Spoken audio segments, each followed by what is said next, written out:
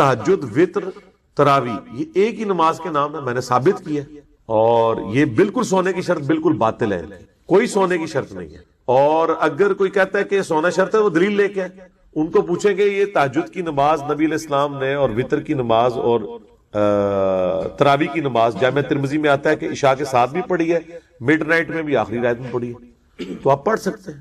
بہرحال افضل یہ کہ آخری پیر میں اٹھ کے پڑھی جائے، وہ افضل ہے، سونا شرط نہیں ہے۔ حنفی اس کو سونے کو شرط کہتے ہیں، تو انہوں نے اس کی ہیلا بھی نکالا ہوا ہے۔ وہ کہتے ہیں کہ آپ عشاء کے بعد تھوڑی دیر کے لیے بیٹھ جائیں، ایک جھٹکا بھی آ جائے، ادھر ہی اٹھ کے اسی وضو سے تہجد پڑھ لیں، اور ہم نے الحمدللہ کئی سال اس نے تہجد پڑھی ہے۔ اب تو ہمیں پتہ چل گیا کہ اس کی ضرورت ہی نہیں۔ صحیح مسلم میں 1724 نمبر حدیث ہے کہ نبی علیہ السلام وطر کے بعد ہمیشہ 2 نفل پڑھتے تھے۔ پہلی حدیث بھائیو صحیح بخاری اور صحیح مسلم کی متفق علیہ حدیث ہے، مشہور ترین حدیث، جسے تسبیحات فاطمہ رضی اللہ تعالی عنہا والی حدیث بھی کہا جاتا ہے، جو اہل سنت اور اہل تشیع کے درمیان کامن ہے، پوری امت کا اجماع ہے ان تسبیحات کے اوپر۔ اور یہ حدیث بخاری اور مسلم دونوں میں موجود ہے۔ صحیح بخاری میں انٹرنیشنل نمبرنگ کے مطابق 6318 اور 5362، اور صحیح مسلم میں 6917۔ اور یہی وہ حدیث ہے جس کا جو ترک صحیح بخاری میں 6318 ہے، اس موقع پر امام بخاری رحمت اللہ علیہ نے سیدنا علی رضی اللہ تعالیٰ عنہ اور سیدہ فاطمہ رضی اللہ تعالیٰ عنہا کے ساتھ علیہ السلام کا لفظ استعمال کیا ہے۔ یہ وہ حدیث ہے 6318 صحیح بخاری، اسی حدیث کے کانٹیکس میں۔ بلکہ امام بخاری رحمت اللہ علیہ نے جو فضائل فاطمہ پر باب باندھا ہے، اس میں بھی انہوں نے فاطمہ کے ساتھ علیہ السلام لکھا ہے۔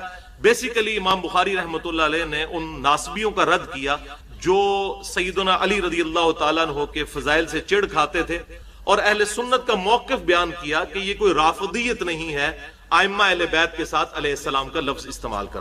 اس کے علاوہ امام بخاری رحمت اللہ علیہ نے انٹرنیشنل نمبرنگ کے مطابق 3748 نمبر حدیث صحیح بخاری میں فضائل حسین والے چیپٹر میں جو آئی، جس میں وہ الفاظ آتے ہیں کہ جب حسین علیہ السلام کا سر مبارک عبید اللہ ابن زیاد کے سامنے لا کر رکھا گیا اور وہ چھڑیاں مارنے لگا، یہ حدیث جب امام بخاری لے کر آئے تو سیدنا حسین کے ساتھ علیہ السلام کا لفظ انہوں نے استعمال کیا۔ اور خالی امام بخاری کا یہ موقف نہیں، سنن ابی داؤد کے اندر 4646 نمبر حدیث اور جامعہ ترمذی میں 2226 نمبر حدیث میں دونوں ائمہ نے سیدنا علی کے ساتھ علیہ السلام کا لفظ استعمال کیا ہے۔ ہم نماز میں بھی اپنے اوپر سلام پڑھتے ہیں، السلام علینا وعلی عباد اللہ الصالحین، ہم پر بھی سلام ہو، تمام نیک بندوں پر سلام ہو۔ لہٰذا یہ کوئی اختلافی مسئلہ نہیں ہے، یہ صرف شیعہ سنی ٹسل کی وجہ سے اس کو اختلافی بنا دیا گیا کہ انبیاء کے ساتھ صرف لگ سکتا ہے، تمام کے ساتھ لگ سکتا ہے۔ کئی صحابہ کرام علیہم رضوان کے ساتھ محدثین نے علیہ السلام کا لفظ استعمال کیا، اور نماز میں بھی ہم کہتے ہیں السلام علینا وعلی عباد اللہ الصالحین۔ تو عباد اللہ الصالحین میں صرف انبیاء شامل نہیں ہیں، بلکہ صحابہ کرام علیہم رضوان اور اہل بیت اور اللہ کے نیک بندے سارے شامل ہیں۔ بہرحال یہ تسبیحات فاطمہ والی حدیث صحیح بخاری اور صحیح مسلم نمبر میں بتا چکا۔ سیدنا علی رضی اللہ تعالیٰ عنہ کہتے ہیں کہ سیدہ فاطمہ رضی اللہ تعالیٰ عنہا وہ گھر کے کام کاج خود کیا کرتی تھیں، اس کی وجہ سے چکی چلانے کی وجہ سے ان کے ہاتھوں پہ نشان پڑ گئے تھے، مشکیزہ اٹھانے کی وجہ سے سینے پہ نشان پڑ گئے تھے۔ وہ اپنی شکایت لے کے اپنے ابا جان یعنی امام کائنات صلی اللہ علیہ وسلم کی خدمت میں حاضر ہوئیں۔ ان کو کہیں سے پتا چلا تھا آپ صلی اللہ علیہ وسلم کے پاس کچھ غلام آئے ہیں، تو انہوں نے عرض کی کہ میں آپ صلی اللہ علیہ وسلم سے جا کر انہوں نے ارادہ کیا کہ میں یہ غلام ڈیمانڈ کروں، لیکن شرمندگی کی وجہ سے بات نہ کر سکیں، واپس آ گئیں، اور سیدہ عائشہ رضی اللہ تعالیٰ عنہ اپنی والدہ کو، اپنی ماں کو انہوں نے یہ بات بتائی اور گھر واپس آ گئی۔ آپ صلی اللہ علیہ وسلم کو سیدہ عائشہ نے یہ بات بتائی تو آپ صلی اللہ علیہ وسلم خود سیدہ فاطمہ کے گھر تشریف لے۔ اب مزے کی بات سنیں، سیدنا علی کہتے ہیں کہ وہ رات کا وقت تھا، میں اور فاطمہ بسترے میں جا چکے تھے، ایک بسترے میں ایک چادر۔ آپ صلی اللہ علیہ وسلم تشریف لے آئے تو ہم باہر نکلنے لگے تو آپ صلی اللہ علیہ وسلم نے ہمیں کہا کہ تم اسی حالت میں رہو۔ پھر آپ صلی اللہ علیہ وسلم اپنی بیٹی اور داماد کی دل جوئی کے لیے اسی ایک چادر میں خود داخل ہو گئے۔ اللہ۔ اور سیدنا علی کہتے ہیں کہ آپ صلی اللہ علیہ وسلم دوسری طرف سے ایسے داخل ہوئے کہ آپ کے مبارک قدموں کی ٹھنڈک ہم نے اپنے سینے پر محسوس۔ کیسا خوش نصیب خاندان کہ امام کائنات صلی اللہ علیہ وسلم اس بسترے میں خود داخل ہو گئے۔ اور جب یہ دل جوئی کی اور پھر کہا سیدنا علی سے مخاطب ہو کر اور سیدہ فاطمہ سے کہ بیٹا تم لوگ غلام مجھ سے مانگنے کے لیے آئے ہو، میں تمہیں اس سے بھی ایک بہتر چیز نہ عطا کر دوں؟ تو وہ تو سمعنا و اطعنا والے لوگ تھے، انہوں نے کہا عطا کیجئے۔ تو آپ صلی اللہ علیہ وسلم نے فرمایا کہ جب بھی تم اپنے بسترے پر جانے لگو تو 33 مرتبہ سبحان اللہ، 33 دفعہ الحمدللہ اور 34 مرتبہ اللہ اکبر پڑھ لیا کرو، یہ تمہارے لیے غلام سے بھی بہتر ہوگا۔ سبحان اللہ۔ تو یہ 100 مکمل بن جاتے ہیں، 33 سبحان اللہ، 33 الحمدللہ اور 34 مرتبہ اللہ اکبر۔ اسی لیے اس کو تسبیحات فاطمہ بھی کہا جاتا ہے۔ یہ فرض نماز کے علاوہ کے بعد بھی پڑھی جاتی ہیں، وہ آگے احادیث بھی آ جائیں گی۔ اب یہ حدیث یہاں پر بخاری اور مسلم کی مکمل نہیں ہوتی۔ بخاری میں 5362 اور مسلم میں 6917 آگے الفاظ ہیں کہ وہ تابعی کہتے ہیں سیدنا علی رضی اللہ تعالیٰ عنہ سے کہ اے امیر المؤمنین، کیا یہ تسبیحات جو آپ صلی اللہ علیہ وسلم نے آپ کو بتائیں یہ آپ پڑھتے رہے؟ انہوں نے کہا کہ اللہ کی قسم میں نے پوری زندگی ان تسبیحات کو کبھی نہیں چھوڑا۔ پھر اس نے سوال کیا کیا جنگ صفین کی رات میں بھی، یہ بخاری اور مسلم کے الفاظ، کیا جنگ صفین کی رات میں بھی جب آپ پر اتنا مشکل وقت تھا اس وقت بھی آپ نے یہ تسبیحات نہیں چھوڑی؟ تو انہوں نے کہا اللہ کی قسم صفین کی راتوں میں بھی میں یہ تسبیحات پڑھا کرتا۔ حالانکہ وہ سیدنا علی پر ایک مشکل وقت تھا، خلافت راشدہ کا نظام، خصوصاً شیخین سیدنا ابو بکر و عمر رضی اللہ تعالی عنہما کہ طرز خلافت کو بچانے کا ایک آخری موقع تھا جو سیدنا علی رضی اللہ تعالیٰ عنہ نے کوشش کی، لیکن وہ تاریخ کا ایک دردناک باب ہے، آج اس کو ڈسکس کرنے کی حاجت نہیں۔ البتہ چونکہ یہ الفاظ بخاری مسلم میں موجود تھے، اس تابعی نے پوچھا کہ صفین کی راتوں میں بھی آپ نے یہ تسبیحات پڑھی؟ انہوں نے کہا ہاں، ان راتوں میں بھی میں نے ان تسبیحات کو نہیں چھوڑا۔ واقعی جو آپ صلی اللہ علیہ وسلم نے خود ان کے بسترے میں تشریف لے جا کر ان کو تعلیم فرمائی ہو تو استقامت تو خود بخود نصیب ہو جاتی ہے الحمدللہ۔ دوسری حدیث بھی صحیح بخاری اور مسلم کی متفق علیہ حدیث ہے، بخاری میں 843، مسلم میں 1347۔ کچھ غریب صحابہ آپ صلی اللہ علیہ وسلم کی خدمت میں حاضر ہوئے اور عرض کیا اے اللہ کے رسول صلی اللہ علیہ وسلم، جہاں تک نماز اور روزوں کا تعلق ہے تو جو امیر صحابہ ہیں اور ہم برابر برابر چلتے ہیں، لیکن جہاں پر اللہ کی راہ میں خرچ کرنے کی باری آتی ہے تو امیر صحابہ ہم سے سبقت لے جاتے ہیں، ہم اللہ کی راہ میں اتنا صدقہ خیرات کر نہیں سکتے، تو ہم کیا کریں؟ اب دیکھیں وہ شکایت بھی کیا لے کے گئے ہیں، ٹینشن کس چیز کی ہے؟ دولت کی ٹینشن نہیں ہے، ٹینشن اس چیز کی ہے کہ امیر لوگ صدقہ خیرات کر کے ثواب میں ہم سے آگے نہ نکل جائیں۔ تو آپ صلی اللہ علیہ وسلم نے فرمایا کہ میں تمہیں ایک ایسا وظیفہ بتاتا ہوں، اگر وہ تم کر لو گے تو یہ کمپنسیشن جو صدقہ اور خیرات کی ہے یہ اللہ تعالیٰ فرما دے گا اور تم ان کے برابر ہو جاؤ گے۔ اور وہ یہ ہے کہ ہر فرض نماز کے بعد 33 دفعہ سبحان اللہ، 33 دفعہ الحمدللہ اور 33 مرتبہ اللہ اکبر پڑھ لیا کرو۔ اس میں یہ 33 دفعہ کا ذکر، اور صحیح بخاری کے ایک اور طرق میں ہے کہ 10 دفعہ سبحان اللہ، 10 دفعہ الحمدللہ، 10 دفعہ اللہ اکبر فرض نماز کے بعد پڑھ لیا۔ اور صحیح مسلم میں آگے الفاظ یہ ہیں کہ کچھ صحابہ نے پھر عرض کیا اللہ کے رسول صلی اللہ علیہ وسلم، وظیفہ تے تسی سانو 10 دیتا سی، لیکن یہی وظیفہ اب وہ امیر صحابہ بھی کرنا شروع ہو گئے ہیں، ہم نے غریبوں نے اپنے لیے لیا تھا، وہ امیر بھی کرنا شروع ہو گئے ہیں، پھر وہ آگے نکل گئے ہیں۔ تو آپ صلی اللہ علیہ وسلم نے فرمایا ذالک فضل اللہ یؤتی من یشاء، بھئی یہ تو اللہ کا فضل ہے جسے عطا کر۔ اب اللہ تعالیٰ کے فضل پہ کوئی روک ٹوک نہیں ہو سکتی، یہ نہیں ہو سکتا کہ میں ان کو کہوں گے تم یہ وظیفہ نہ کرو۔ اللہ۔ تیسری حدیث صحیح مسلم میں 1349 نمبر ہے کہ آپ صلی اللہ علیہ وسلم نے ارشاد فرمایا کہ ہر فرض نماز کے بعد یہ کلمات پڑھنے والا کبھی ناکام اور نامراد نہیں ہوگا۔ ہر فرض نماز کے بعد یہ کلمات پڑھنے والا کبھی ناکام اور نامراد نہیں ہوگا۔ 33 دفعہ سبحان اللہ، 33 دفعہ الحمدللہ اور 34 مرتبہ اللہ اکبر۔ یہاں پر 34 مرتبہ کا ذکر ہے اور یہ وہی تسبیحات فاطمہ۔ چوتھی حدیث بھی صحیح مسلم میں 1352 نمبر حدیث ہے کہ آپ صلی اللہ علیہ وسلم نے فرمایا کہ جو شخص ہر فرض نماز کے بعد 33 دفعہ سبحان اللہ، 33 دفعہ الحمدللہ اور 33 مرتبہ اللہ اکبر پڑھ لے، یہ 99 بن جائیں گے، اور پھر 100 کا عدد پورا کرنے کے لیے ایک دفعہ پڑھ لے لا الہ الا اللہ وحدہ لا شریک لہ لہ الملک ولہ الحمد وہو علی کل شیء قدیر، تو اللہ تعالیٰ اس کے سارے گناہ معاف کر دے گا اگرچہ سمندر کی جھاگ کے برابر ہی کیوں نہ ہو۔ لیکن یہ صغیرہ گناہ ہے، کیونکہ صحیح مسلم میں واضح حدیث موجود ہے، آپ صلی اللہ علیہ وسلم نے ارشاد فرمایا کہ اگر کبیرہ گناہوں سے بچا جائے تو ایک فرض نماز سے دوسری فرض نماز، ایک جمعے سے دوسرا جمعہ، ایک رمضان سے دوسرا رمضان، درمیان کے تمام گناہوں کا کفارہ بن جاتا ہے اگر کبیرہ گناہوں سے بچا جائے۔ تو فرض نماز چھوڑنا بھی کبیرہ گناہ ہے۔ یہ نہیں ہے کہ ایک بندے نے ایک جمعہ پڑھ لیا کہ جی اگلا جمعہ مسلم کی حدیث کے تحت پڑھ لیا، پچھلے سارے گناہ معاف ہو گئے، نہیں، اگر کبیرہ سے بچا جائے۔ تو یہ جتنے فضائل آئے ہیں یہ صغیرہ کے لیے ہے، لیکن صلاۃ و تسبیح ایک واحد ایسا وظیفہ ہے جس میں کبیرہ گناہ بھی معاف ہو، وہ آگے انشاءاللہ آ جائے گا۔ اسی لیے میں نے کہا یہ بڑی اسٹانشنگ نماز ہے۔ تو 100 کا عدد پورا کرنے کے لیے لا الہ الا اللہ وحدہ لا شریک لہ، اور دوسرے مسلم کے ترک میں ہم سن چکے کہ 34 دفعہ اللہ اکبر پڑھنا ہے، اس سے بھی 100 پورا ہو جائے گا۔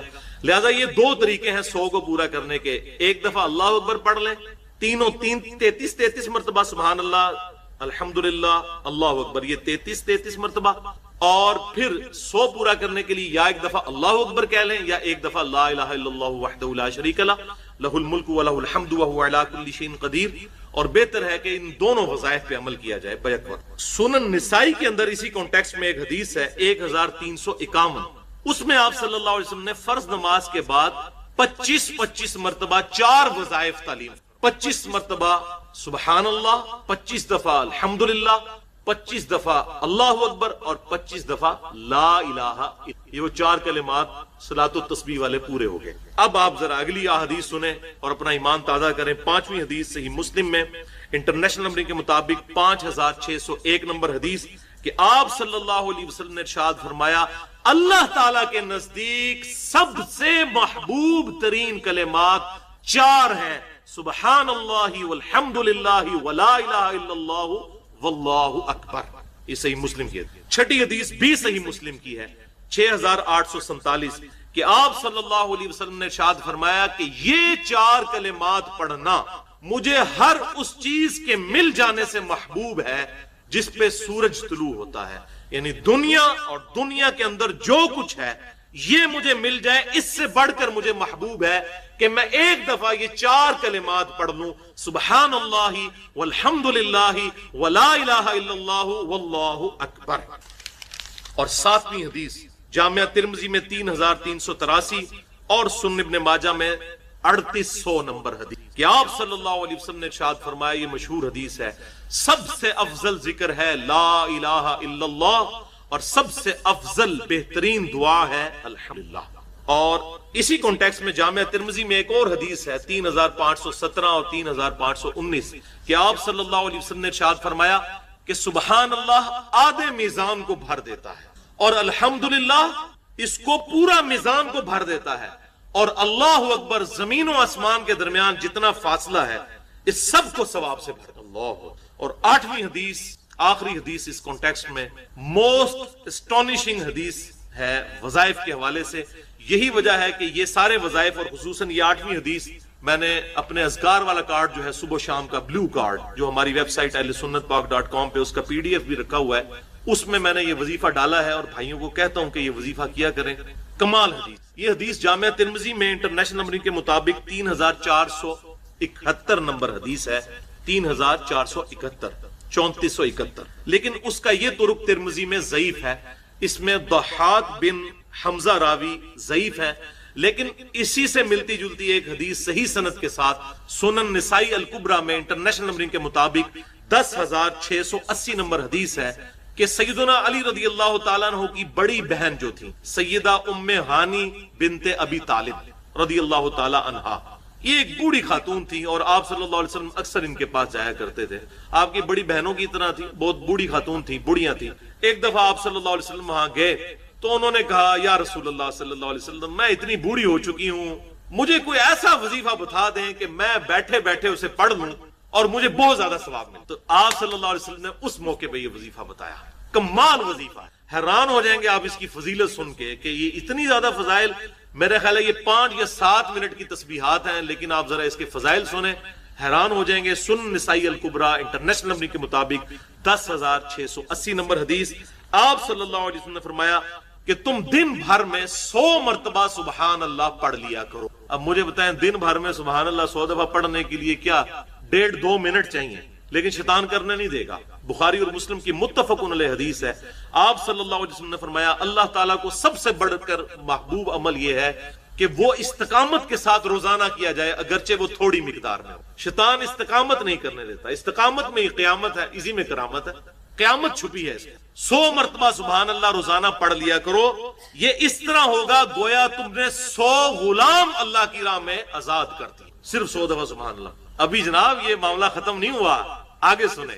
100 دفعہ روزانہ الحمدللہ پڑھ لیا کرو, گویا تم نے 100 گھوڑے اللہ تعالیٰ کی راہ میں جہاد کے لیے روانہ کر کہ تمہاری جان, تمہاری مال اور عزت ایک دوسرے پہ اسی طریقے سے حرام ہے جس طرح کہ یہ شہر مکہ کی حرمت ہے اور اس جگہ کی حرمت ہے, یعنی شہر مکہ کی, اس مہینے کی اور آج کے اس دن کی, قربانی کے دن کی حرمت ہے نا. جس طرح اللہ کے نزدیک یہ عزت والا ہے اور ذوالحجہ کا مہینہ حرمت والا مہینہ ہے, جو 4 حرمت والے مہینے ہیں ان میں سے, اور شہر مکہ یہ حرمت والی جگہ ہے. جس طرح یہ حرمت والی چیزیں نا, اس طرح ایک دوسرے کی جان, مال, عزت ایک دوسرے مسلمان کے اوپر حرام ہے کہ وہ اس کو نقصان پہنچائے. اور یہ نبی اسلام نے کمپیریزن اس لیے کرایا کہ کعبے کی توہین کو تو لوگ گناہ سمجھیں گے لیکن کسی دوسرے کے ساتھ زیادتی کرنے کو گناہ نہیں سمجھیں گے. تو نبی اسلام نے وہ جو ایک کہتے ہیں نا پرورٹڈ قسم کی مذہبی نیچر ہوتی ہے نا, کہ صرف دین کے ظواہر کو لینا اور اخلاقیات کو چھوڑ دینا, اس کو آپ نے کنڈیم کیا کہ جس طرح تمہارے نزدیک یہ چیز بہت بڑا گناہ ہے کہ کعبے کی بے حرمتی کرو یا حرمت والے مہینے میں لڑائی کرو جو اللہ نے حرام کی ہوئی ہے, اور اس مقدس جگہ کی حرمت کو پامال کرو, یا آج کے اس عید کے دن جو 10 ذوالحجہ کا دن ہے, یوم النحر, قربانی کا دن, اس کی توہین کرو, تو اللہ کے نزدیک تو اسی طریقے سے دوسرے کی جان, مال, عزت اور آبرو والا معاملہ ہے. احترام جان اور احترام مال کس نے سکھایا؟ نبی صلی اللہ علیہ وآلہ وسلم. احترام جان اور احترام مال نہیں ہوگا, معاشرہ قائم نہیں رہے گا. اسی کو سپورٹو وہ مولا علی کا قول ہے جو تواتر کے ساتھ امت نے نقل کیا, کہ وہ کہتے ہیں کہ کوئی بھی معاشرہ بغیر مذہب اور دین کے تو چل سکتا ہے لیکن بغیر انصاف کے نہیں چلتا. انصاف کیا ہے؟ کہ میری جان اور مال کسی دوسرے انسان سے محفوظ رہے, اور اگر میرے ساتھ کوئی زیادتی کرتا ہے تو جوڈیشری مجھے میرا حق دلائے انصاف کے ساتھ. جو ہمارے حکمران صرف باتیں کرتے ہیں جی عدالتیں آزاد ہوں, حالانکہ عدالتوں کو انہوں نے اپنا غلام بنایا ہوا ہے. ہاں, اگر کوئی دلیر قسم کا کوئی جج آ جائے تو پھر انہی سیاسی لیڈروں کو فکر پڑ جاتی ہے اور کہتے ہیں اس کو نوکری سے نکال دو, اس کے خلاف پراپوگنڈا چلاؤ, اس کو جیسے وہ مولوی گستاخ رسول ڈکلیئر کرتے ہیں نا, تو ہمارے جو پولیٹیشنز ہیں یا ہمارے اداروں کے لوگ وہ دلیر لوگوں کو نا جو ہے نا یہود و نصارہ کا انڈیا کا ایجنٹ ڈکلیئر کرتے ہیں. گالی وہی ہے, ذرا شکل دوسری ہے اس کی. مولویوں کے پاس گالی یہ تو نہیں ہوگی کہ انڈیا کا ایجنٹ ہے, وہ تو یہ کہیں گے کہ یہ یہود و نصارہ کا ایجنٹ ہے, قادیانیوں کا ایجنٹ ہے, گستاخ رسول ہے, یہ اس قسم کے الفاظ بولیں گے. لیکن ہماری سیاسی جماعتیں اور جو اختلاف رکھنے والے ادارے ہیں وہ دوسروں پہ ظاہر ہے یہ الزام تو نہیں لگائیں گے, وہ الزام یہ لگائیں گے کہ اس کی محب الوطنی کے اوپر ہمیں شک ہے, اس کے دشمنوں کے ساتھ روابط ہے.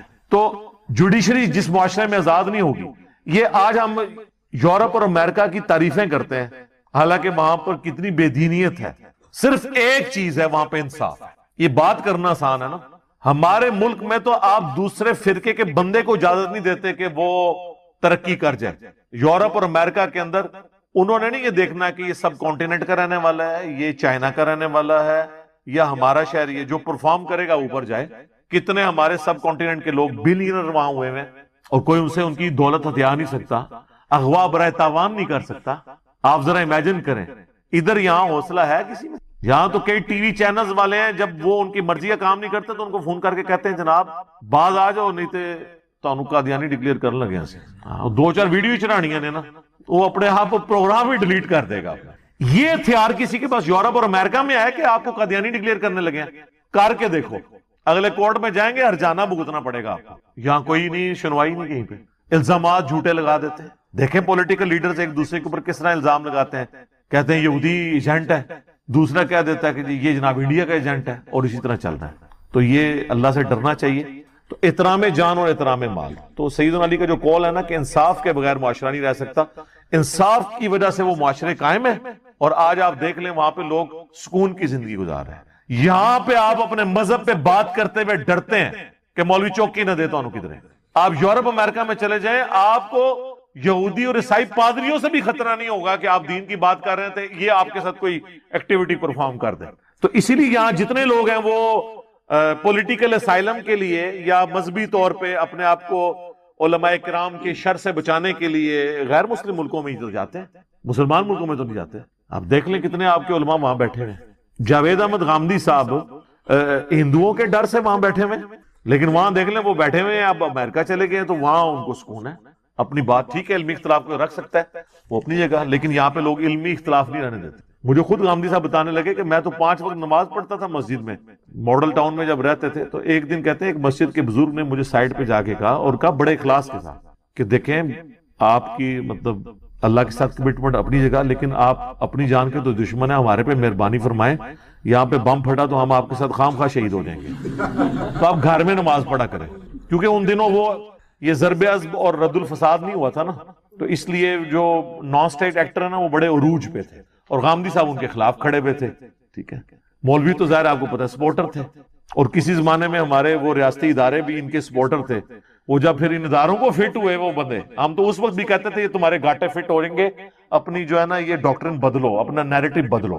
اب شکر ہے کہ ان کو سمجھ آئی، لیکن بہت بعد میں سمجھ آئی جب ہمارے کتنے فوجی جوان شہید ہوئے، آج تک کتنے لوگ شہید ہو رہے ہیں، اب جا کے یہ سکون ہوا ہے کافی حد تک. تو وہ غامدی صاحب کہتے ہیں مجھے وہ کہنے لگے بڑے اخلاص کے ساتھ کہ بھی آپ گھر ہی نماز پڑھا کر. تو کہتے ہیں اس دن میں نے پھر فرسٹ ٹائم یہ سوچا کہ میں نے کبھی سوچا بھی نہیں تھا میں نے ملک چھوڑ کے جانا.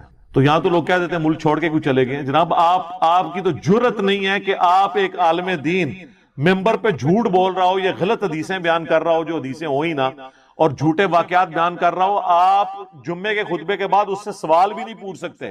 اپنی تو آپ کی جرت یہ ہے، اور لوگوں کو مشورے دیتے ہیں جی چوک کے رکھو کام. وہ مولوی جو آپ کو حضرت عمر رضی اللہ تعالیٰ عنہ کا یہ واقعہ سناتا ہے نا کہ انہوں نے کرتا سلوا لیا تھا تو ان کے سلمان فارسی کھڑے ہوئے اور کہا کہ ہم تیرا خطبہ نہیں سنیں گے جب تک یہ پتہ نہ چلے تو انہیں کپڑے کیسے سلوائے ہیں، کیونکہ مال غنیمت سے ہر شخص کو ایک چادر ملی تھی، تو ایک چادر میں تو تیرا لباس نہیں بنتا، یہ تو نے کیسے سلوایا. تو انہوں نے کہا کہ میرا بیٹا جواب دے گا. انہوں نے اپنی چادر اپنے باپ کو گفٹ کی، ان 2 چادروں سے ان کا لباس بنا. تو انہوں نے کہا ہاں اب تم بیان کرو، ہم سنیں گے بھی، تم حکم دو ہم اطاعت بھی قبول کریں گے. یہ واقعہ جو مولوی بیان کر رہا ہوتا ہے نا، ممبر سے اترنے نہیں آپ نے اس کو دینا، کیونکہ حضرت عمر کو بھی ممبر پہ ہی پوچھا تھا. وہیں آپ کھڑے ہو کے پوچھیں کہ حضرت صاحب آپ 4 سال پہلے ایک سائیکل پہ آئے تھے، آج آپ نے ڈرائیور بھی اور ہونڈا سیوک رکھی ہوئی ہے، یہ کہاں سے آئی ہے؟ آپ کی تنخواہ تو 25,000 ہے، 25,000 کا تو پیٹرول نہیں اس میں پورا ہوتا. تو یہ اللہ کی اتنی مہربانی آپ پہ کیسے ہوئی ہے؟ حضرت عمر کی سنت پہ عمل کرتے ہوئے ذرا بتائیں. تو 3-4 دہشت گرد قسم کے اس کے چیلے وہاں کھڑے ہوں گے، وہ کہیں گے کہ آپ کو مفتی صاحب سے بات کرنے کی تمیز نہیں ہے. ایک صحیح جملہ انہوں نے، یا کہیں گے آپ ذرا کمرے میں تشریف لیں، کمرے چ نہیں جانا. ہاں کمرے چ گئے تو ہوتا جنت ہی پہنچا دیں تو. ہاں جی کمرے چ نہیں جانا. انہوں نے کو تقریر باہر کی تھی جے جواب بھی باہر دو، کمرے چ نہیں جواب دینا.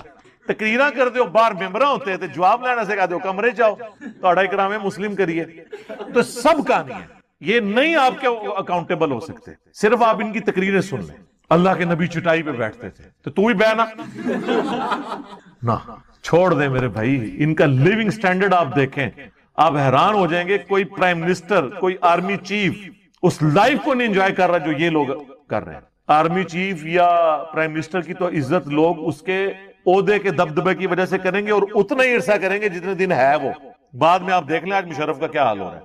لیکن علماء وہ ہیں جن کی لوگ اندر سے عزت کرتے ہیں اور مرتے دم تک کرتے ہیں، وہ ریٹائر بھی نہیں ہوتے، کیونکہ وہ انہوں نے جو ان کو جنت میں لے کے جانا ہے نا. اتنی مت مار دی ہے یار انہوں نے. تو وہ بات کہاں سے کہاں چلی گی، چونکہ یہ آیت بہت کریٹیکل ہے. آیت نمبر 29 سورہ النساء کی، احترام جان اور احترام مال.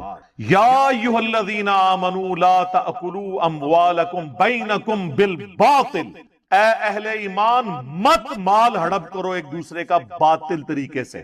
الا ان تکونوا تجارتا عن تراض منکم، ہاں تم مل جل کر کوئی پارٹنرشپ کر کے تجارت کے ذریعے کوئی مال کماتے ہو، کہ آدھا وہ پارٹنر ہے آدھا آپ ہیں اور کمائی ہوتی ہے، یا ایک سلیپنگ پارٹنر ہے، محنت دوسرے کی ہے، سرمایہ اس کا تھا تو اب اس کی جو انکم ہے ظاہر ہے اگرچہ آپ کا سرمایہ نہیں تھا لیکن محنت تو آپ کی ہے نا، تو اب اس کے مال سے جو کمائی ہے وہ تو آپ کھا سکتے ہیں، وہ کاروبار ہے، مداربہ یا مشارکہ کی شکل میں. ویسے نہیں کسی کا مال ہتھیا سکتے. وَلَا تَقْتُلُوا أَنفُسَكُمْ، اور مت اپنے آپ کو قتل کرو. یا اپنے آپ سے مراد ہے کہ ایک مسلمان کو مارنا گویا اس نے اپنے آپ کو ہی مارا ہے، اس نے اپنے معاشرے کا قتل کیا ہے، یعنی ایک دوسرے کو قتل مت کرو. ان اللہ کان بکم رحیما، بے شک اللہ تعالی بھی تو تمہارے ساتھ بڑی مہربانی فرمانے والا ہے. جب اللہ تمہاری نافرمانیاں دیکھ کر بھی تمہارا روٹی پانی بند نہیں کر رہا تو تم بھی جو ہے نا انسان بن جاؤ، آدم کے بچے بنو، شیطان کے بچے نہ بنو. شیطان نے اپنی غلطی پہ جسٹیفیکیشن دی تھی اور آدم نے اپنی غلطی پہ معافی مانگی. تو آدم کے بچے بنو. آدمی کون ہوتا ہے؟ جو آدم کی اولاد میں سے. تو اللہ تعالیٰ بھی تو رحم فرمانے والا ہے. تو یہاں پہ احترام جان اور احترام مال آیا ہے، ایک دوسرے کو قتل بھی نہیں کرنا اور ایک دوسرے کا مال بھی ہڑپ نہیں. تو یہ بڑی کریٹیکل آیت ہے. اس آیت کے کانٹیکسٹ میں ایک حدیث ہے صحیح مسلم کے اندر. اب چونکہ اس آیت کے ساتھ وہ ریلیٹڈ ہے میں اس لیے بیان کر رہا ہوں. صحیح مسلم میں حدیث ہے انٹرنیشنل نمبر کے مطابق 4776، جو ہم نے اپنے کربلا والے ریسرچ پیپر میں بھی ڈالی ہوئی ہے، کہ عبد الرحمن بن عبد رب کعبہ ایک تابعی ہیں. وہ کہتے ہیں کہ میں خانہ کعبہ شریف میں داخل ہوا اور میں نے دیکھا کہ حضرت عبداللہ بن عمر بن عاص جو صحابی ہیں وہ خانہ کعبہ کی دیوار کے ساتھ ٹیک لگائے ہوئے اصحاب کو، اپنے ساتھیوں کو، تابعین کو حدیث بیان کر رہے ہیں، جس حدیث کے اندر وہ ترغیب دلا رہے ہیں کہ اپنے حکمران کی اطاعت تم پہ ضروری ہے. تو وہ بیٹھ کے حدیث سنتے رہتے ہیں. جب وہ حدیث بیان کر چکتے ہیں تو وہ تابعی عبد الرحمن جو ہے وہ حضرت عبداللہ بن عمر بن عاص سے کہتا ہے کہ یہ حدیث جو آپ نے یہاں بیان کی ہے کہ حکمران کی اطاعت کرنی ہے، کیا یہ حدیث آپ نے خود رسول اللہ سے سنی تھی صلی اللہ علیہ وآلہ وسلم؟ تو انہوں نے کہا ہاں، میری آنکھوں نے اللہ کے نبی صلی اللہ علیہ وآلہ وسلم کو دیکھا، میرے کانوں نے آپ سے یہ بات خود سنی اور میرے دل نے اسے یاد رکھا. اچھا، تو وہ کہتا ہے کہ آپ تو ہمیں یہ کہہ رہے ہیں کہ حکمران کی اطاعت کرو ہر حال میں، جبکہ آپ کے چچا کا لڑکا معاویہ ابن ابی سفیان جو اس وقت کے حاکم ہیں، ہمارے امیر ہیں، وہ تو ہمیں حکم دیتے ہیں کہ ہم ایک دوسرے کو ناحق قتل کریں اور ایک دوسرے کا مال حرام طریقے سے ہڑپ کریں.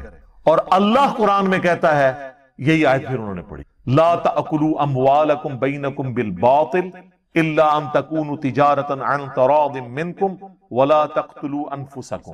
اب ہم اللہ کی بات مانیں یا اپنے حاکم معاویہ ابن ابی سفیان کی بات مانیں؟ آپ ذرا لیول دیکھیں. یا تو مفتی کے سامنے کوئی حدیث بیان کرے نا تو وہ کتے کی طرح پڑھتا ہے آگے سے، یہاں ایک تابعی صحابی کو آیت سنا رہا ہے کہ سر جو آپ یہ بات کر رہے ہیں قرآن تو یہ کہتا ہے، ہم کدھر جائیں؟ فرق دیکھیں. قرآن اسی کہتے ہیں کتابوں کو مانے. اس نے بابے کو نہیں مانا، اس نے کتاب کا حوالہ پیش کیا ہے اپنے سے بہت بڑے بابے کو. یعنی میں ریسپیکٹ کے طور پہ یہ لفظ استعمال کر. انہوں نے بھی آگے سے نہیں کہا تم توہین کر رہے ہو. تو وہ خاموش ہو گئے، اپنا سر جھکا لیا. تھوڑی دیر خاموشی کے بعد اب سوال ہی بڑا ڈاڑا تھا. ایک تو حکمران کی بات کی اور کہا کہ وہ آپ کا کزن بھی لگتا ہے. پھر انہوں نے سر اٹھایا، انہوں نے کہا کہ معاویہ کی اطاعت کرو ان کاموں میں جس میں اللہ کے حکم کے اندر اندر وہ حکم دے، اور جس میں وہ تمہیں اللہ کی نافرمانی کا کہے تم اس کی نافرمانی کرو. یہی ایٹیچیوڈ ایک مسلمان کا ہونا چاہیے، اور یہ صحابہ کا ایٹیچیوڈ تھا. بخاری اور مسلم دونوں میں حدیث ہے کہ نبی علیہ السلام نے ایک انصاری صحابی کو ایک لشکر کا امیر بنا کر بھیجا، اور اس حدیث کے راوی مولا علی ہیں رضی اللہ تعالیٰ عنہ. تو راستے میں اس امیر کو غصہ آ گیا.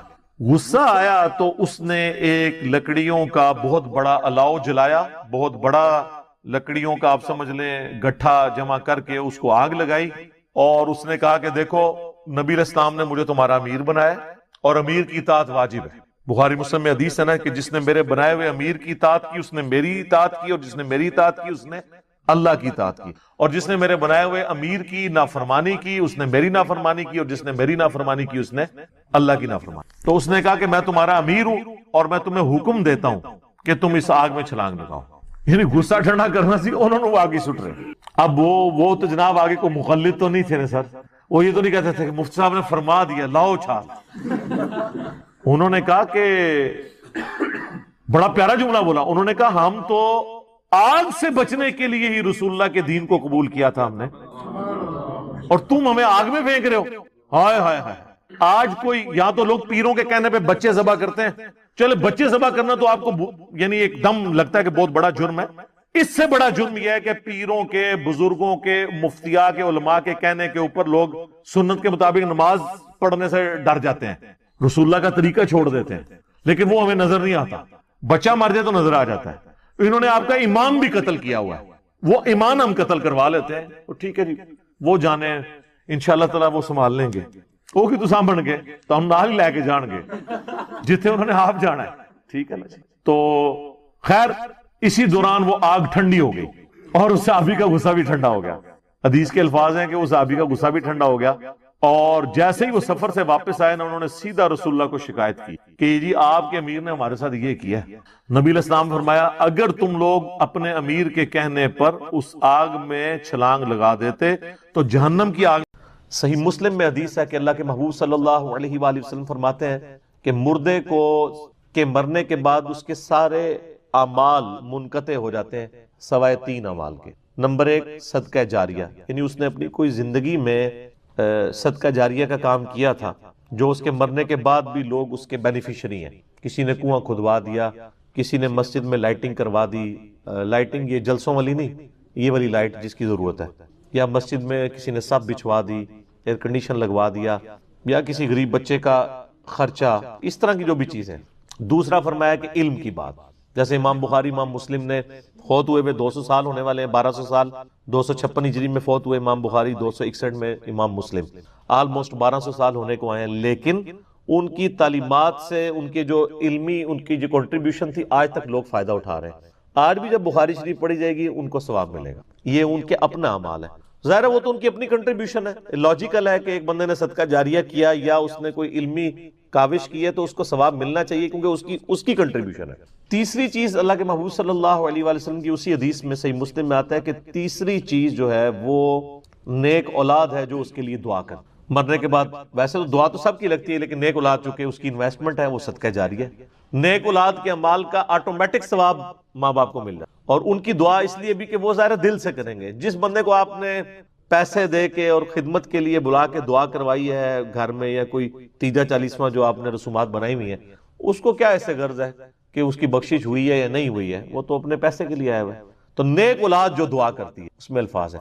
اور سنن ابن ماجہ میں حدیث ہے ایک شخص کے مرنے کے بعد اللہ تعالیٰ جنت میں کچھ مراتب بلند کرتا ہے، تو وہ بندہ پوچھتا ہے اللہ میں نے تو یہ اعمال نہیں کیے، تو بتایا جاتا ہے کہ تیرے بیٹے نے تیرے لیے دنیا میں استغفار کیا، اس کی برکت سے اللہ تعالیٰ نے تجھے جنت میں یہ اعلیٰ درجہ دے دیا۔ یہ اتنا فائدہ ہوتا ہے، اس لیے اولاد کی ایسی تربیت ہو، دینی تربیت ہوگی تو مرنے کے بعد دعا کرے گا۔ اسی طریقے سے میت کی وفات کے بعد اس کی طرف سے آپ جو صدقہ اور خیرات کرتے ہیں اس کا ثواب بھی اسے ملتا ہے، وہ کوئی بھی کر سکتا۔ وہ صحیح بخاری کے اندر حدیث موجود ہے، سعد ابن عبادہ کہتے ہیں میں یعنی سفر پہ تھا اور پیچھے سے میری ماں فوت ہو گئی، اللہ کے نبی علیہ السلام میں چاہتا ہوں کہ میں ان کی طرف سے کچھ صدقہ اور خیرات کروں، کیا ان کو نفع ملے گا؟ تو آپ نے فرمایا ملے گا۔ تو انہوں نے کہا یا رسول اللہ میں ایک پھر کنواں کھدواتا ہوں۔ اس کتاب اس کنویں کا نام ہی پڑ گیا ام سعد کا کنواں، اور آپ نے فرمایا اس کا نفع بھی اسے ملے گا۔ سنن نسائی کے اندر پوری ڈیٹیل موجود ہے۔ بعض لوگ کہتے ہیں کہ انہوں نے وصیت کی تھی، ایسا نہیں ہے، سنن نسائی میں پوری ڈیٹیل ہے کہ جس سے ثابت ہوتا ہے کہ یہ ایکسکلوسیولی انہوں نے ہی خود ڈیسیژن لیا تھا، تو ثواب ملے گا۔ اسی طریقے سے حج بدل ہے، وہ بھی تو آپ میت کا کرواتے ہیں نا، تو اس کا ثواب بھی اسے ملتا ہے۔ لیکن یہ جو آج کل یعنی ٹی سی ایس ثواب کرنا شروع کر دیا نا، اتنی دفعہ کلمہ پڑھ کے، اتنی دفعہ قرآن پاک پڑھ کے بخش دیں، جو ہمارے دیوبند کے ہاں تو وہ دعا کے نام سے چل رہا ہے، بریلویوں کے ہاں 30 40واں کے نام سے چل رہا ہے، اور اہل حدیث بھی بیچارے دبک کے یہ کام وہ بھی کر رہے ہیں کسی اور نام کے ساتھ۔ اس کی کوئی اصل نہیں ہے۔ آپ کی تسلی ہونی چاہیے کہ آپ نے جنازہ پڑھا، قبر پہ دعا کی، اب ہر نماز میں آپ دعا کر رہے ہیں، چاہے زندہ ہے چاہے مر گیا کوئی، آپ اس کے لیے دعا مغفرت کر رہے ہیں، وہ کرتے رہیں۔ صدقہ اور خیرات کریں، ضرور کریں، لیکن آپ یعنی پیسے دے کے، یعنی ہمارے جیلم میں تو یعنی بہت عرصہ پہلے تو 300 روپے ریٹ تھا ایک قرآن کا، آج کل ہو سکتا ہے ذرا پیٹرول بھی مہنگا ہو گیا تو 500 ہو گیا ہو، تو آپ یعنی اس حساب سے قرآن پڑھوا کے تو وہ بخشوا سکتے ہیں، لیکن اس کا کوئی فائدہ تو نہیں ہے۔ جس بندے نے پوری زندگی خود قرآن کھول کے پڑھا نہیں ہے، اس کے مرنے کے بعد آپ کتنے قرآن پڑھ کے اسے بخشیں گے اور کیا فائدہ ہوگا؟ یہ تو پڑھنے والوں کو بھی خود شرم آنی چاہیے۔ تو باقی رہا دعا، ظاہر ہے جو بندہ مر گیا اب دنیا میں تو نہیں آ سکتا، اب اس کے لیے زیادہ سے زیادہ یہی ہو سکتا ہے کہ اس کے لیے دعا کی جائے، تو وہ تو اس کا حق ہے، اور وہ اسی آیت کے تحت ہے، سورۃ الحشر آیت نمبر 10، ربنا اغفر لنا ولاخواننا الذین سبقونا بالایمان۔ تو وہ اہل ایمان کے لیے دعا کرتے ہیں، اللہ جو فوت ہو چکے ایمان کی حالت میں ان کی مغفرت کر۔ اور اس طریقے سے آپ جب کبھی بھی قبرستان جائیں، صحیح مسلم میں دعا موجود ہے، السلام علیکم اہل الدیار من المؤمنین والمسلمین وَإِنَّا إِن شَاءَ اللَّهُ بِكُمْ لَلَاحِقُونَ نَسْأَلُ اللَّهَ لَنَا وَلَكُمُ الْعَافِيَةَ۔ اے اہل ایمان مومنین اور مومنات جو یہاں پر دفن ہو، ہم تم پر سلامتی بھیجتے ہیں، اور اس کے بعد کیا آیا کہ السلام علیکم اہل الدیار من المؤمنین والمسلمین وَإِنَّا إِن شَاءَ اللَّهُ بِكُمْ لَلَاحِقُونَ، اور انشاءاللہ ہم نے بھی مر کے تمہارے پاس ہی آنا ہے، ہم نے کون سا اس زندگی میں رہنا ہے، ہم اللہ کے حضور تمہارے لیے اور اپنے لیے عافیت کا سوال کریں۔ تو یہ آپ دعا کریں۔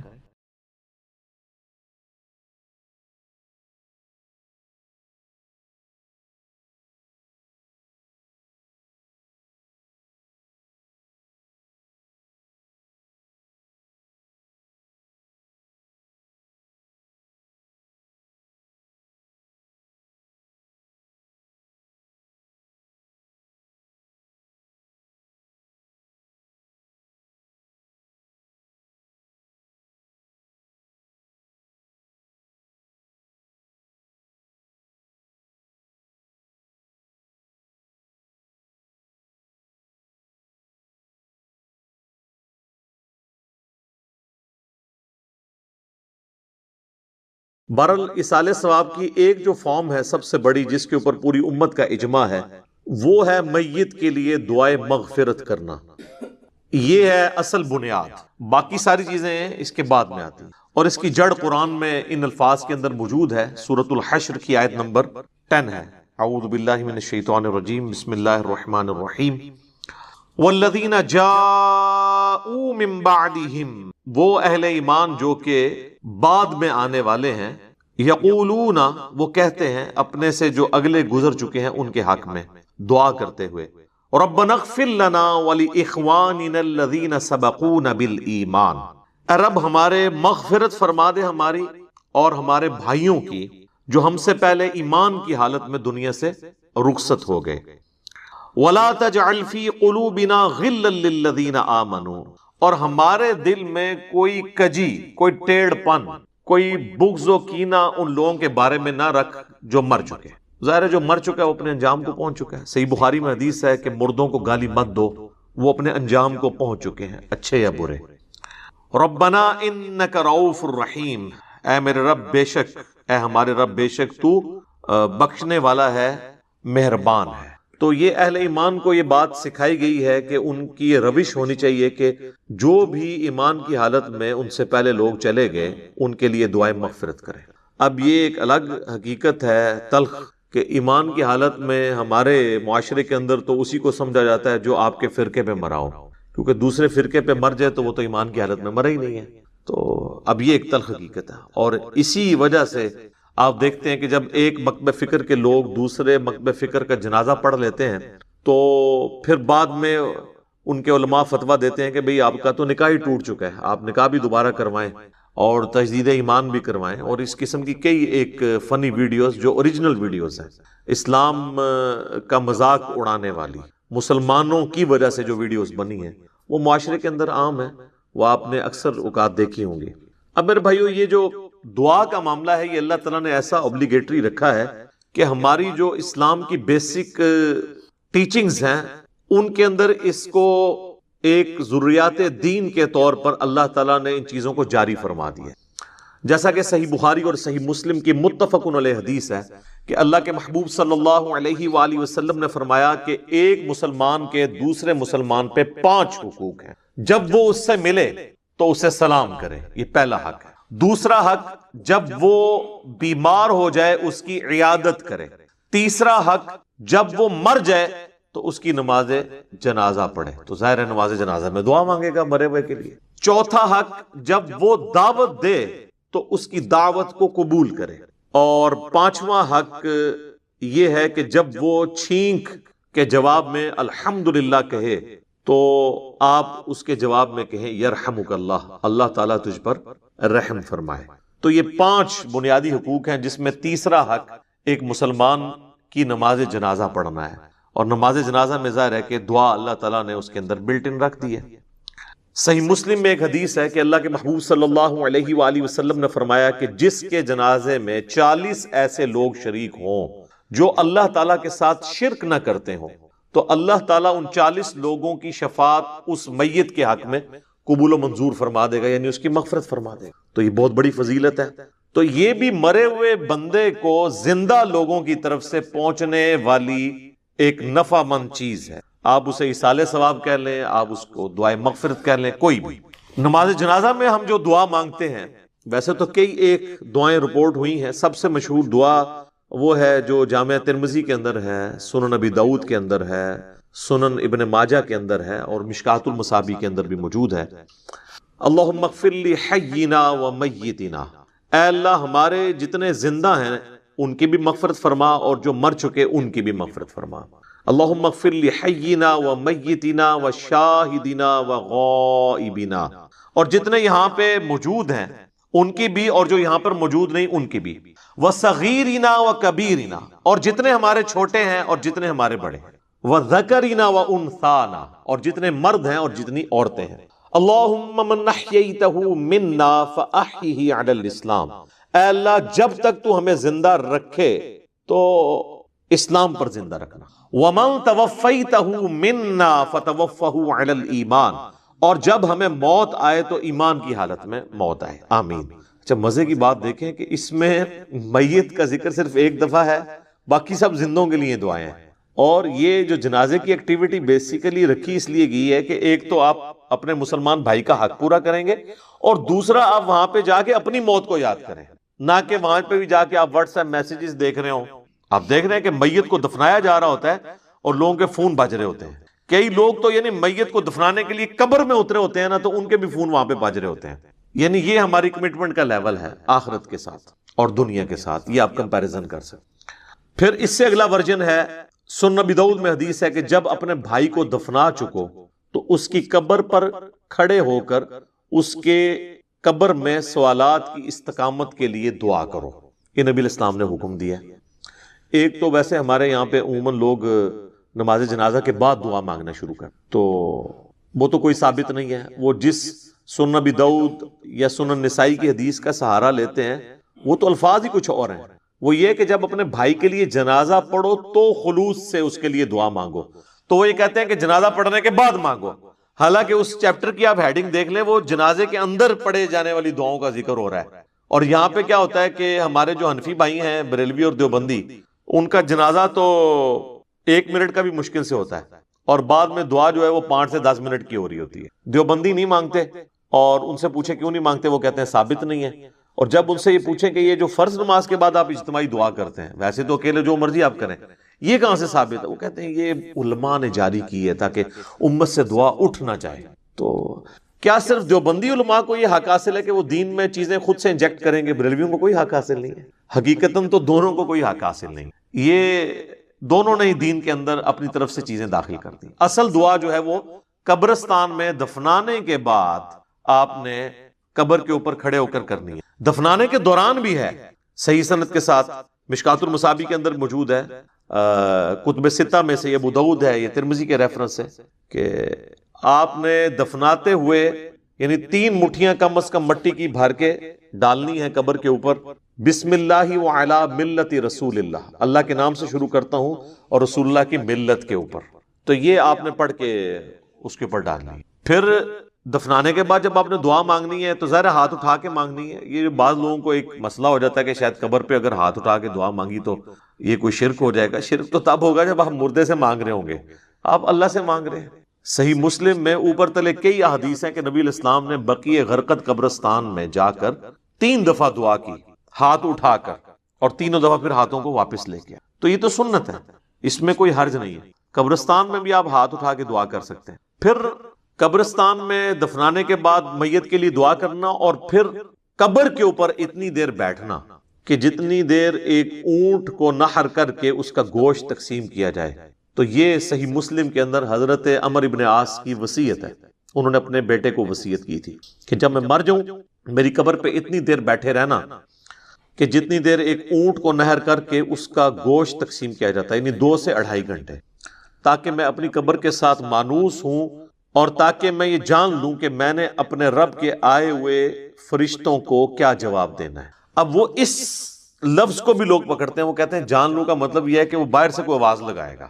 تو اگر آواز ہی لگانی ہوتی تو حضرت عمر ابن عاص اپنے بیٹوں کو کہہ دیتے کہ بھی تم نے جو ہے نا میری قبر پہ کھڑے ہو کے اذان دے دینی ہے تاکہ مجھے پتہ چل جائے۔ یہاں پہ لوگ دیتے ہیں نا اذان، پوچھے کہاں لکھی ہے، وہ کہتے ہیں منع کہاں ہے۔ تو اس اعتبار سے تو آپ دین میں جو مرضی داخل کر لیں، وہ تو میرے بھائی جنازے کی بھی اذان منع تو کہیں پہ نہیں ہے، ہم کیوں نہیں دیتے کہ نبی علیہ السلام نے نہیں دی. عیدین کی اذان نہیں ہوتی، منع تو کوئی نہیں ہے. وہ کہتے ہیں نہیں جی وہ بخاری مسلم میں حدیث ہے کہ نبی علیہ السلام عید کی اذان نہیں دیا کرتے تھے. سر یہ حدیث تو آپ کے کام کی نہیں ہے. آپ نے حدیث یہ دکھانی ہے کہ نبی علیہ السلام عید کی اذان سے منع فرمایا کرتے، نہیں دیا کرتے تو وہ آپ نہ بھی بتائیں، ہمیں پتا ہے کہ نہیں دیا کرتے تھے. نہیں تو بہت سارے کام بھی نہیں کیا کرتے تھے. نبی علیہ السلام کی 3 بیٹیاں آپ کی مبارک زندگی میں فوت ہوئی ہیں، آپ نے ان کو اپنے ہاتھوں سے دفنایا، آپ نے کسی کا تیجا 40واں نہیں کیا. جب ہم پوچھتے ہیں کہ وہ کہتے ہیں جی وہ منع تو کوئی نہیں نہ کیا. ٹھیک ہے، تو منع والا معاملہ یہ ہے میرے بھائی کہ جو کام دین کے اندر نہیں نبی علیہ السلام نے تعلیم فرمایا وہ انڈرسٹوڈ منع ہی تصور کیا جائے. یہ ایک سینسٹیو ٹاپک ہے، میں اس کو اینڈ کے اوپر کنکلوڈ کروں گا. میں موضوع کو تلخ نہیں کرنا چاہتا اس طرف گفتگو لے جا کر. تو بہرحال آپ نے حضرت عمرو بن عاص کی جو صحیح مسلم کی حدیث ہے اس میں ان کی وصیت یہ ہے کہ آپ نے بیٹھنا ہے قبر پہ اتنی دیر، یعنی قبر کے ایگزیکٹ اوپر نہیں بیٹھنا، یعنی پاس بیٹھنا ہے، وہاں بیٹھ کے اللہ کا ذکر کریں، جو مرضی آپ کریں. تو اللہ تعالیٰ ذکر کی برکت سے مردے کے لیے، آپ کی دعاؤں کی برکت سے اس کے لیے آسانی پیدا کر دے گا. اور ظاہر ہے کہ یہ بھی اللہ کی مرضی ہے، زبردستی تو اللہ تعالیٰ کو کسی کی دعاؤں سے نہیں لگائی جا سکتی. وَلِعَاذُ بِاللَّهِ تَعَالَى. اللہم انی اعوذ بک من عذاب جہنم ومن عذاب القبر ومن فتنة المحیا والممات ومن شر فتنة المسیح الدجال. یہ دعا بخاری اور مسلم دونوں میں آئی ہے، اور نبی علیہ السلام حکم دیا کرتے تھے کہ نماز کے تشہد میں 4 چیزوں کے اگینسٹ اللہ تعالیٰ کی پناہ طلب کی جائے. اللہم انی اعوذ بک من عذاب جہنم ومن عذاب القبر ومن فتنة المحیا والممات من شر فتنة المسیح الدجال. اے اللہ میں جہنم کے عذاب سے تیری پناہ مانگتا ہوں، قبر کے عذاب سے تیری پناہ مانگتا ہوں، زندگی اور موت کے فتنے کے اگینسٹ تیری پناہ مانگتا ہوں، اور جھوٹے مسیح دجال مسیح کے فتنے سے تیری پناہ مانگتا ہوں. آمین. اچھا، دفنانے کے بعد اذان دینا بھی کوئی ثابت نہیں ہے، اور اس طریقے سے ہمارے دیوبند اور بریلوی حضرات جو ہے نا وہ میت کو دفنانے کے بعد نا سرہانے پہ کھڑے ہو کر نا سورۃ البقرہ کی شروع کی آیات تلاوت کرتے ہیں، اور پاؤں والی سائڈ پہ سورۃ البقرہ کی آخری آیات تلاوت کرتے ہیں. یہ روایت موجود ہے، لیکن یہ روایت جو ہے فیبریکیٹڈ روایت ہے. یہ روایت شعب الایمان امام بیہقی کی کتاب میں ہے، مشکات المصابیح کے اندر موجود ہے، لیکن اس کے اندر ایوب نام کا ایک متروک راوی ہے، یعنی جس سے حدیثیں لینا محدثین نے چھوڑ دی، ریجیکٹڈ پرسنالٹی. تو یہ یعنی مردود قسم کے راویوں سے روایت کی گئی روایت ہے، اس کی کوئی اصل نہیں ہے. اصل چیز وہی ہے جو میں نے بیان کر دی ابو داؤد سے، کہ آپ نے میت کے لیے دعا کرنی کہ اللہ تعالیٰ اسے قبر کے سوالات میں استقامت عطا فرما. اور قبر کے سوال جو ہیں وہ بخاری، مسلم، ابو داؤد، مسند احمد میں رپورٹ ہوئے ہیں. کچھ حصہ بخاری مسلم میں ہوا ہے، کچھ ابو داؤد میں، ترمذی میں، مسند احمد میں. پہلا سوال ہوگا مر ربو کا، تیرا رب کون ہے. دوسرا سوال ہوگا ما دینو کا، تیرا دین کیا ہے. تیسرا سوال ہوگا، ترمذی میں تو الفاظ ہیں من نبیو کا، تیرا نبی کون ہے. بخاری میں الفاظ ہیں ما کنت تقول فی حق ھذا الرجل، تو اس مرد کے بارے میں دنیا میں کیا کہا کرتا تھا، یا تو کیا کہے گا اس کے بارے میں. وہ کہتے ہیں جی نبی علیہ السلام کی شکل مبارک دکھائی جاتی ہے اور پوچھا جاتا ہے اس مرد کے بارے میں. تو یہ حاضر رجل، وہ کہتے ہیں حاضہ کا مطلب تو ہے کہ وہاں پہ موجود ہوں گے. سر اگر حاضہ کا مطلب وہاں پر موجود ہوں گے تو اس کے جواب میں یہ تو نہیں ہونا چاہیے ہوا محمد رسول اللہ. ہوا تو پھر جو ہے وہ تھرڈ پرسن کا صیغہ ہے، ہونا چاہیے حاضہ محمد رسول اللہ. تو اس کا جو ایک طریق ہے مسند احمد اور سنن ابی داؤد میں، اس میں الفاظ ہیں اس مرد کے بارے میں تیرا کیا خیال ہے، الذی بعث فیکم، جس کو اللہ نے تم میں مبعوث کیا تھا نبی بنا کے. یہ نہیں کہ یہ جو قبر میں آپ کے سامنے آئے ہوئے ہیں یا کوئی قبر میں تصویر دکھائی جاتی ہے، یہ بالکل جھوٹی بات ہے. تو یہ 3 سوالات، اور ایک چوتھا سوال ہے جو میں نے ایکسپلور کیا تھا جس کی وجہ سے کافی ہنگامہ کھڑا ہوا کہ قبر میں 3 نہیں 4 سوال ہوں گے. وہ چوتھا سوال جو ہے وہ مؤمن کے لیے اور منافق کے لیے ڈیفرنٹ ہوتا ہے. وہ بخاری میں بھی ہے، سنن ابی داؤد کے اندر بھی. مؤمن جو ہے وہ تینوں سوالوں کے جواب دیتا ہے، تو فرشتے چوتھا سوال کرتے ہیں کہ تجھے کیسے پتا چلا؟ تو وہ کہتا ہے کہ میں نے اللہ کی کتاب پڑھی اور نبی علیہ السلام کے نبی ہونے کی تصدیق کی. تو اللہ کی کتاب اگر پڑھی نہیں ہوگی تو تصدیق کیسے کریں گے؟ یہ کتاب پڑھیں گے تو آپ تصدیق کریں گے. تو اور منافق کہتا ہے ہائی ہاتا لا ادری لا ادری، ہائے افسوس ہائے افسوس، مجھے کچھ پتا نہیں، مجھے کچھ پتا نہیں. تو فرشتے اس کو کہتے ہیں کہ تو نے خود پڑھ کر سیکھنے کی سمجھنے کی کوشش کیوں نہیں کی، یا کسی ایسے شخص سے پڑھنے کی کوشش کیوں نہیں کی جسے ان چیزوں کا پتہ تھا؟ دونوں معنی درست ہیں۔ تو جب تک آپ خود اللہ کو سیریس نہیں لیں گے آپ سچائی تک پہنچ نہیں سکتے۔ تو اس لیے میں نے کہا تھا قبر میں 3 نہیں 4 سوال ہونے ہیں، اور چوتھا سوال جو ہے وہ تمام سوالات کی جان ہے۔ اگر زندگی میں پتہ چل جائے تو پہلے 3 سوالوں کا جواب کے لیے تیار ہونا آپ کے لیے آسان ہو جائے گا، ادروائز تو مشکل ہو جائے گا۔ بہرحال ایک ضمناً یہ بات تھی۔ تو قبر پہ بھی آپ نے دعاؤں میں مردوں کو یاد رکھنا ہے، اس کے بعد عام حالت میں بھی آپ جب قبرستان جائیں گے تو آپ کو دعا سکھائی گئی ہے۔ صحیح مسلم میں الفاظ ہیں، السلام علیکم اہل الدیار من المؤمنین والمسلمین وَإِنَّا إِن شَاءَ اللَّهُ بِكُمْ لَلَاحِقُونَ نَسْأَلُ اللَّهَ لَنَا وَلَكُمُ الْعَافِيَةَ۔ تم پر سلامتی ہو اے مؤمنین اور مسلمین جو اس قبرستان کے اندر دفن ہو، خواہ مرد ہو یا عورت ہو۔ السلام علیکم اہل الدیار من المؤمنین والمسلمین وَإِنَّا إِن شَاءَ اللَّهُ بِكُمْ لَلَاحِقُونَ، اور اللہ نے چاہا تو ہم بھی عنقریب تمہارے ساتھ آ کے ملنے والے ہیں، ظاہر ہم نے بھی مرنا ہے۔ اور پھر سات الفاظ ہیں کہ ہم تم سے تمہارے لیے اور اپنے لیے اللہ کے حضور عافیت کا سوال، نسأل اللہ لنا ولکم العافیہ، ہم اللہ سے سوال کرتے ہیں تمہارے لیے اور اپنے لیے عافیت کا۔ یہ دعا ہے۔ تھوڑے بہت الفاظ کے فرق کے ساتھ صحیح مسلم میں اور دعائیں بھی ہیں، بلکہ یہ سب سے آسان دعا، یاد رکھنی بھی آسان ہے۔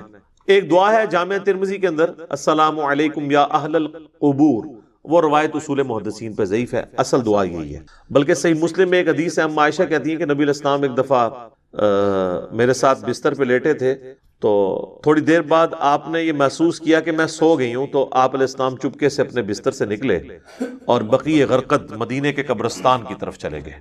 تو کہتی ہیں میں بھی نا جاسوسی کرنے کے لیے پیچھے کسی اور بیوی کے پاس نہ چلے گئے، میں بھی نکلی اور میں نے حضور علیہ السلام کو دیکھا کہ آپ بقیع قبرستان میں یوں ہاتھ اٹھا کے دعا کر رہے ہیں۔ 3 دفعہ آپ نے ہاتھ اٹھا کے دعا کی اور اپنے ہاتھوں کو واپس کیا۔ تو وہ کہتی ہے میں جلدی جلدی بھاگتی بھی واپس آئی، آ کے بستر پہ لیٹ گئی، اور یہ یعنی میں نے ایکٹ کرنے کی کوشش کی کہ میں تو یہاں سے گئی نہیں تھی، لیکن سانس پھولا ہوا تھا، سانس تو نہیں کو روک سکتا۔ وہ بزرگ ہی ہیں جو 12 دن تک وضو روک کے رکھتے ہیں، تو چونکہ جھوٹ ہوتا ہے نا، تو کہتے ہیں کہ میرا سانس پھولا ہوا تھا۔ نبی علیہ السلام جب واپس آئے تو انہوں نے سیدہ عائشہ سے فرمایا کہ تم میرے پیچھے آئی تھی، اور اگر تم مجھے نہیں بتاؤ گی نا تو تمام غیب کا جاننے والا تو مجھے بتا ہی دے گا۔ علم غیب بھی کلیئر کر دیا حضور نے۔ آپ نے نہیں کہا کہ مجھے تو پتہ ہے، میں تو حاضر و ناظر ہوں، ان کا مجھے اللہ تو خبر دے دے گا۔ تو تم نے کیا گمان کیا اللہ اور اس کا رسول تمہارے ساتھ خیانت کریں گے، یعنی میں کسی اور بیوی کے پاس چلا گیا؟ تو ان کا یا رسول اللہ ایسا ہی تھا، میں آپ کے پیچھے آئی تھی۔ تو آپ نے فرمایا کہ اصل میں جب میں لیٹا تو جبرائیل علیہ السلام اللہ کی طرف سے میرے پاس آئے، اور انہوں نے مجھے اللہ کا پیغام دیا کہ اللہ تعالیٰ آپ کو حکم دیتا ہے کہ آپ بقیع غرقد کے جو مدفن ہیں وہاں پہ لوگ، ان کے لیے جا کے دعائیں مغفرت کریں۔ اچھا، وہ دعائیں مغفرت تو آپ وہاں بھی بیٹھ کے کر سکتے تھے۔ اس سے یہ پتہ چلی کہ قبرستان جا کے دعائیں مغفرت کرنا یہ چیز پسندیدہ ہے اللہ تعالیٰ کو، اور پھر نبی علیہ السلام سے دعا کروانا یہ امت کی تعلیم کے لیے بھی تھا۔ تو نبی علیہ السلام نے وہاں پہ دعا کی، آپ کی دعا کی برکت کا حصہ ان لوگوں کو نصیب ہوا۔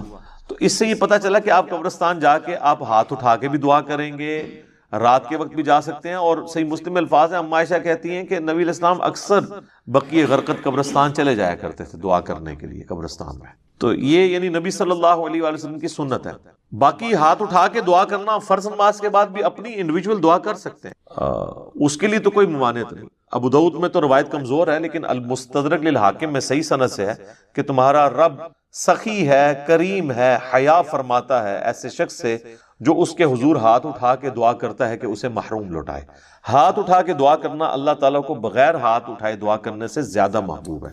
اور دعا کے بعد چہرے پہ ہاتھ پھیرنا بھی سنت ہے، بلکہ امت یہ وہ سنت ہے جو واقعی سنت ہے، جو اجماع اور عملی تواتر سے ٹرانسفر ہوئی ہے۔ اور الادب المفرد امام بخاری کی کتاب کے اندر صحیح بخاری کی سند کے اوپر یہ حدیث موجود ہے کہ حضرت عبداللہ ابن زبیر اور حضرت عبداللہ ابن عمر یہ دعا کے بعد اپنے چہرے پر ہاتھ پھیرا کرتے تھے۔ نبی اسلام کے حوالے سے بھی ملتا ہے، ابو داؤد میں روایت کمزور ہے، اس لیے شیخ زبیر علی صاحب نے مشکات کے فٹ نوٹ پہ اس روایت کے اوپر ضعیف کا حکم لگا کے ساتھ الادب المفرد کی روایت لکھ دی ہے کہ یہ روایت درست ہے۔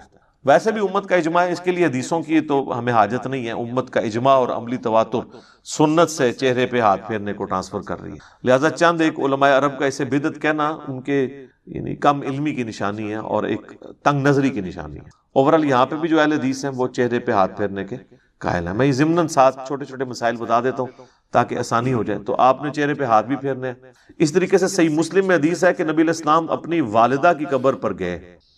آلموسٹ آپ سمجھ لیں اپنے والدہ کی وفات کے 50 سال کے بعد، کیونکہ یہ فتح مکہ کے بعد کی بات ہے، تو 50 سال تقریباً گزر چکے تھے. اور آپ علیہ السلام قبر پہ گئے اور آپ روئے، اور آپ کو دیکھ کے آپ کے ساتھی بھی، اصحاب بھی روئے.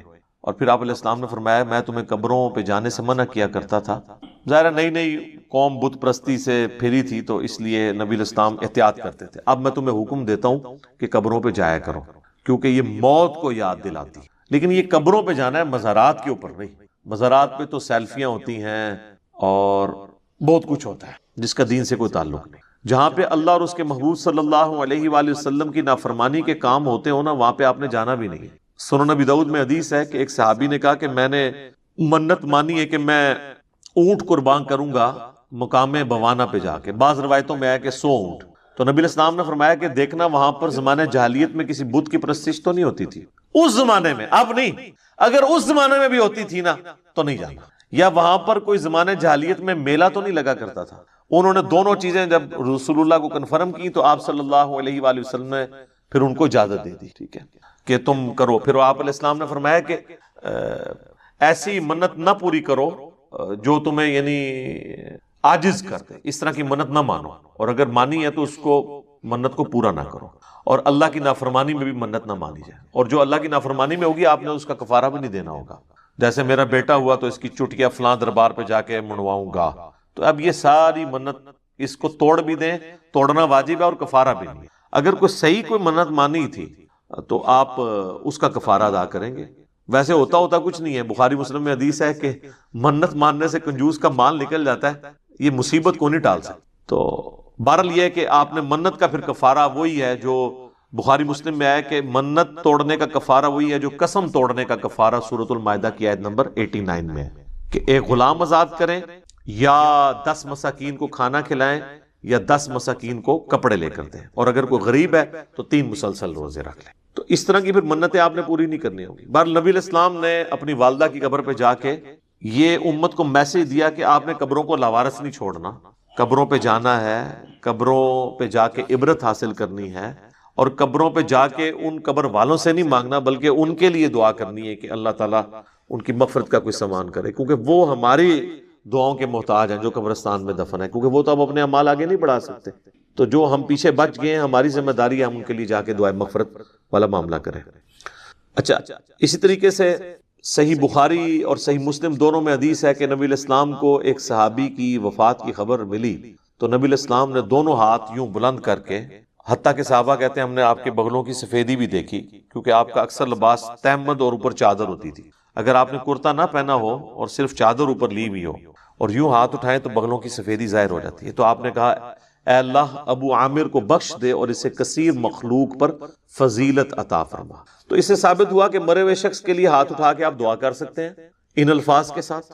اور ایک اور حدیث ہے صحیح مسلم کے اندر، ام سلمہ کہتی ہیں کہ جب میرے خامن فوت ہوئے ابو سلمہ تو نبی علیہ السلام ہمارے گھر تشریف لائے تو آپ صلی اللہ علیہ وآلہ وسلم نے ہمیں صبر کی تلقین کی، اور آپ علیہ السلام نے پھر ابو سلمہ کے لیے دعا کی کہ اے اللہ اسے بخش دے اور اسے اپنے ہدایت یافتہ لوگوں میں بلند درجہ عطا فرما، اور اے اللہ اس کے جو پیچھے لوگ بچ گئے ان پہ تو خلیفہ ہو جا، یعنی اس کی کمپنسیشن تو فرما دے، اور اے اللہ اس کی قبر کو نور سے تو بھر دے. یہ آپ صلی اللہ علیہ وآلہ وسلم نے ان کے لیے دعا کی، اور اس میں یہ بھی الفاظ ہیں کہ قبر کو گشادہ کر دے اور نور سے بھر دے. یہ تعزیت کی دعائیں ہیں جو آپ کر سکتے. باقی قبرستان جا کے آپ جنازہ اگر آپ کا رہ گیا تو آپ قبرستان جا کے قبر پہ کھڑے ہو کے بھی جنازہ پڑھ سکتے ہیں. بخاری مسلم دونوں میں حدیث ہے کہ ایک بوڑھی عورت جو مسجد نبوی کی صفائی کیا کرتی تھی جب وہ فوت ہو گئی تو صحابہ نے رسول اللہ کو نہیں بتایا اور راتوں رات جنازہ پڑھ کے دفنا دیا. کچھ دن کے بعد نبی علیہ السلام نے پوچھا کہ وہ عورت نظر نہیں آ رہی تو بتایا گیا کہ وہ تو فوت ہو گئی ہے. تو حضور نے فرمایا کہ مجھے اس کی قبر پہ لے جاؤ. تو اب حضور علیہ السلام کو کسی صحابی نے یہ نہیں کہا کہ یا رسول اللہ آپ تو ہر مومن کی قبر میں جاتے ہیں تو 3 دن پہلے تو آپ تشریف لے گئے ہوں گے، آپ کو تو پتہ ہی ہوگا کہ یہ مر چکی ہے. اس زمانے میں یہ عقیدے نہیں ہوا کرتے تھے، نہ کسی کے دماغ میں ہوتا تھا. تو رسول اللہ صلی اللہ علیہ وسلم کو وہ قبر پہ لے گئے تو آپ علیہ السلام نے جا کے وہاں پہ قبرستان میں اس کی قبر پہ کھڑے ہو کر جنازہ پڑھا. یہ غائبانہ نماز جنازہ نہیں ہوتا کیونکہ اس میں تو قبر سامنے ہوتی ہے، اور اس کا طریقہ یہ ہوتا ہے کہ آپ نے قبر کی ایسی سائڈ پہ کھڑے ہونا ہے کہ آپ کا قبلہ کی طرف رخ ہو اور قبر آپ کے سامنے ہو. اور پھر آپ علیہ السلام نے واپسی پر فرمایا، مسلم شریف میں ڈیٹیل ہے، اس میں الفاظ ہیں کہ یہ قبریں اندھیروں میں ڈوبی ہوئی تھی، اللہ نے میرے جنازہ پڑھنے کی برکت سے انہیں نور سے بھر دیا. اب یہ سبحان اللہ تو آپ نے بول دیا ہے، لیکن اس کا جو ایک تلخ پہلو ہے کہ نبی کی دعا کی برکت سے کسی کافر کی قبر جو ہے نا وہ نور سے نہیں بھر سکتی، کیونکہ کافر کے بارے میں تو نص قطعی ہے قرآن کی. وہ تو سورہ توبہ میں آپ 70 دفعہ